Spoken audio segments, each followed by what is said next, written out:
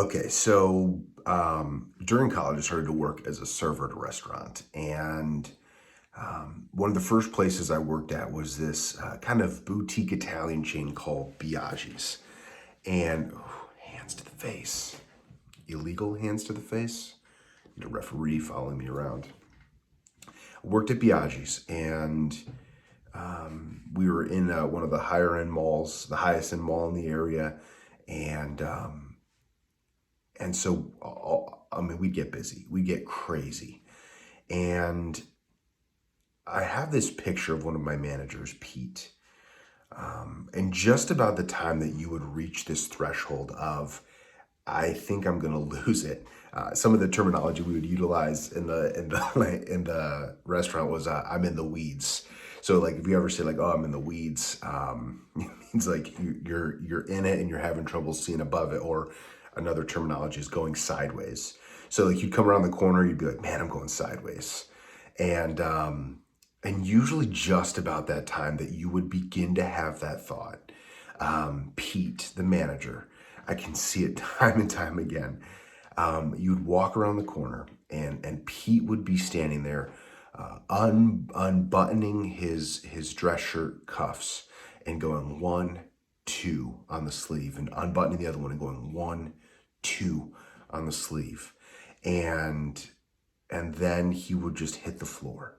He'd be refilling waters, clearing plates, doing whatever was needed. And the thing that was so interesting about that was you never had to ask Pete to help you. You never had to go to Pete and be, hey, Pete, I'm going sideways, or hey, Pete, I need help on 41, or hey, Pete, can you help me run this food? Pete was in tune with his people, and he was in tune with the way that things were humming.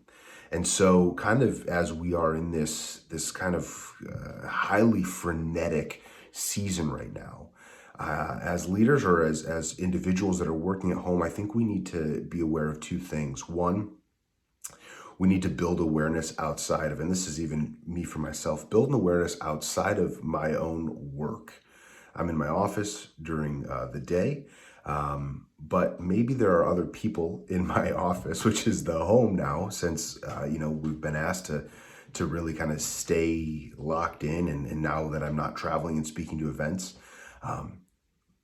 without being asked, what can I notice where I can unbutton my cuff and go 1, 2, unbutton the other cuff, go 1, 2, and chip in and start to carry a load without being asked.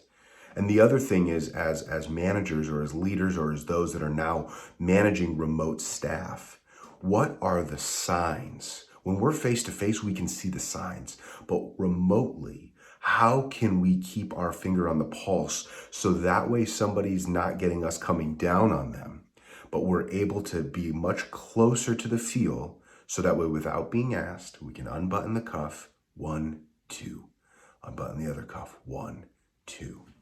For the rest of my life, I will remember Pete rolling up his sleeves and helping without having to be asked.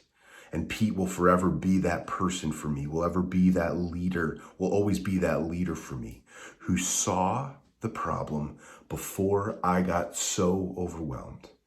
And I think in this season of frenetic chaos, we are all searching for clarity. We're all searching for certainty. And so as leaders of those now in our home offices, and also as those of us who are now leading remote teams that before we're face to face, we have to find ways to be Pete, to reach out beforehand, to unbutton 1, 2, unbutton 1, 2.